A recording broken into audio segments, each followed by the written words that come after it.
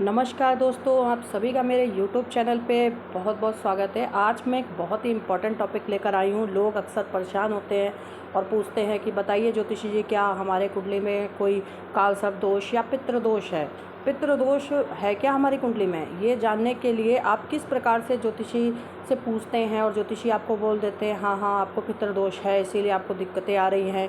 तो कैसे जाने कि क्या आपको पितृदोष है भी या नहीं? सबसे पहले आपको बता दें, ये आपने अपनी कुंडली बना लेनी है और इसके बाद आपने देखना है कि आपकी कुंडली के पहले भाव, यानी यहाँ पर कोई भी, ये कुंडली का पहला भाव है, याद रखिएगा। यहाँ पर कोई भी नंबर लिखा हो सकता है, 1 से लेकर 12 में से कोई भी नंबर लिखा हो सकता है। आपने नंबर देके कन्फ्यूज़न नहीं होना है। जहाँ पर ये आपको एल लिखा, यहाँ पर यह ला बनकर दिखा होगा, वहाँ से ही आपने काउंट करना है 1, ठीक है। यहाँ से 1 2 3 4 5 6 7 8 9 10 11 12।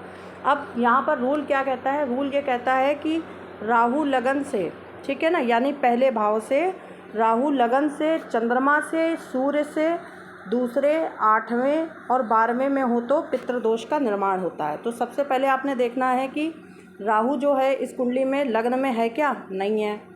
राहु से चंद्रमा की पोजीशन 8वीं होनी चाहिए, तो राहु यहाँ बैठा है, तो 1 2, राहु ये बैठा है, तो 1 2 3 4 5 6 नहीं बन रहा है, ठीक है। इसके बाद सूर्य से देखना है, 6 7 8 9 10 नहीं बना, तो यहाँ पर पितृदोष निर्माण नहीं हो रहा है। अब हमें और दूसरा रूल लगाना है। शनि यदि लग्न से, चंद्रमा से, सूर्य से अगर 8वें बैठा होगा तो पितृदोष का निर्माण दे देता है। तो अब हमने देखना है क्या शनि लग्न में है? नहीं है।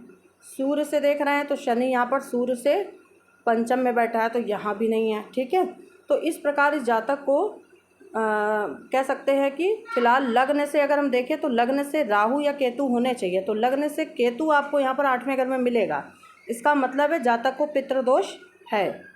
लग्न से राहु या केतु अगर 8वें जाएंगे, राहु या केतु दूसरे भाव में होंगे, लग्न से राहु या केतु 12वें भाव में जाएंगे, तो ये पितृदोष का निर्माण कहलाता है, ठीक है दोस्तों।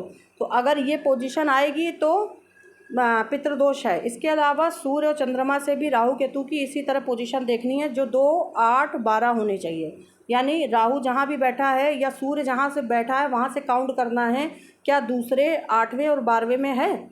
इसी प्रकार जैसे मान लीजिए आपकी कुंडली में चंद्रमा यहाँ बैठा हो या चंद्रमा यहाँ और यहाँ पर केतु हो, तो ये पितृदोष का निर्माण हो गया, यहाँ पे आपको पितृदोष है, ठीक है।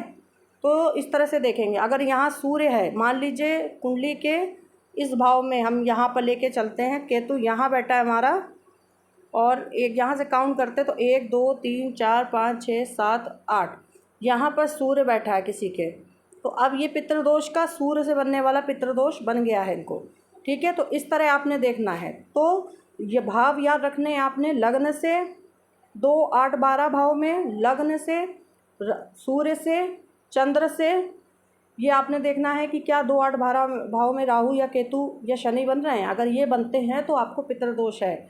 अभी हमने देखा लग्न से राहु यहाँ पर नहीं आया, सूर्य चंद्रमा से राहु की पोजीशन 2 8 12 नहीं है, लेकिन यहाँ पर हम देख रहे हैं धन भाव में राहु बैठा है, और हमने पढ़ा था कि लग्न से दूसरे भाव में, लग्न से 8वें भाव में, लग्न से 12वें भाव में राहु केतु होंगे तो आपको पितृदोष का निर्माण प्रबल तरीके से होगा। और इसी प्रकार ये कालसर्प दोष भी बनता है। यदि लग्न से, चंद्र से और सूर्य से, तीनों ग्रहों से काउंट करना है अपने, तीनों जगह से, लग्न से, चंद्र से, सूर्य से अगर 2 8 12 भाव में राहु केतु जाएंगे तो आपको पितृदोष है, आपको कालसर्प दोष है। अब इसके लिए निवारण के लिए आप क्या कर सकते हैं? पितृदोष के कारण बहुत सारे होते हैं, जैसे आपने कभी सांप मारा हो या सांप को मरते हुए देखा हो तो पितृदोष का निर्माण हो जाता है, ठीक है। सांप को मारने से जेल, लकवा, कैंसर जैसी बीमारियां होती हैं। पितृदोष के कारण कौन सी बीमारी होगी? अगर आपको ये दोष बन रहा है, अब इसमें भी देखना पड़ेगा कि ये आपको लकवा देगा, कैंसर देगा, कौन सी बीमारी देगा, ठीक है दोस्तों। तो यहाँ पर जेल, अगर आपने सांप मारा हो तो जेल, लकवा, कैंसर जैसी बीमारी होती है। परिवार में किसी भी पीढ़ी पर किसी की अकाल मृत्यु होने पर पितृदोष आता है। अगर कोई अचानक से मर जाता है, कोई फांसी लगा लेता है, कुछ कर लेता है, तो पितृदोष आ जाता है परिवार पे। परिवार में किसी ने 2 शादियां करी हो तो पितृदोष का निर्माण हो जाता है। बिल्ली को मारने पर केतु खराब होता है और बेटियों की शादी में दिक्कतें आती हैं, ठीक है। कुत्ते को मारने पर संतान पैदा करने में बाधाएं आती हैं या संतान पैदा नहीं होती है। बंदर को मारने से, भेड़ को मारने से यहाँ पर पितृदोष का निर्माण होता है।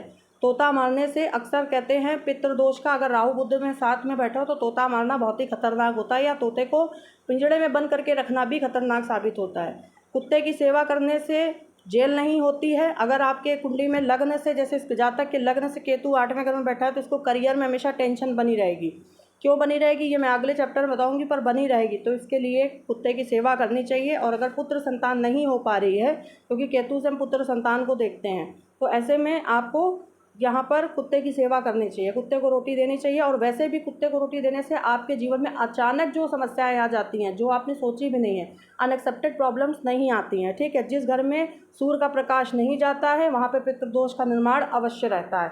पितृदोष के समाधान के लिए क्या करना चाहिए? नारायण नाग बलि की पूजा करनी चाहिए, काल सर्प पूजा करवानी चाहिए, नाग नागिन का जोड़ा शिव मंदिर में चढ़ाना चाहिए, राहु लग्न से, चंद्रमा से, सूर्य से और 8वें दूसरे भाव में नहीं होना चाहिए। ठीक है, त्रिपिंडी श्राद्ध करवानी चाहिए, तर्पण कराना चाहिए, रसोई में पानी रखने की जगह दादाजी की फ़ोटो पर घी का दीपक जलाना चाहिए। और घी का दीपक सुबह 11 बजे आपको जलाना है, ये याद रखें। पीपल के पेड़ पर जल चढ़ाना है, रति जगह 14 को करना चाहिए, पितरों की पातड़ी पहनना चाहिए, नाग पंचमी पर सांप छुड़वाना चाहिए, चांदी के नाग नागिन शिवलिंग पे चढ़ाना चाहिए, और बहते हुए पानी पर भी छोड़ सकते हैं आप ये चांदी के नाग नागिन। शिवरात्रि, नाग पंचमी, अमावस्या को ये सब करना चाहिए। गया जी में पिंडदान करना चाहिए। दोस्तों उम्मीद है कि आपको ये वीडियो बहुत होपफुल लगा होगा। अच्छा लगे तो प्लीज़ चैनल को सब्सक्राइब करना मत भूलिएगा।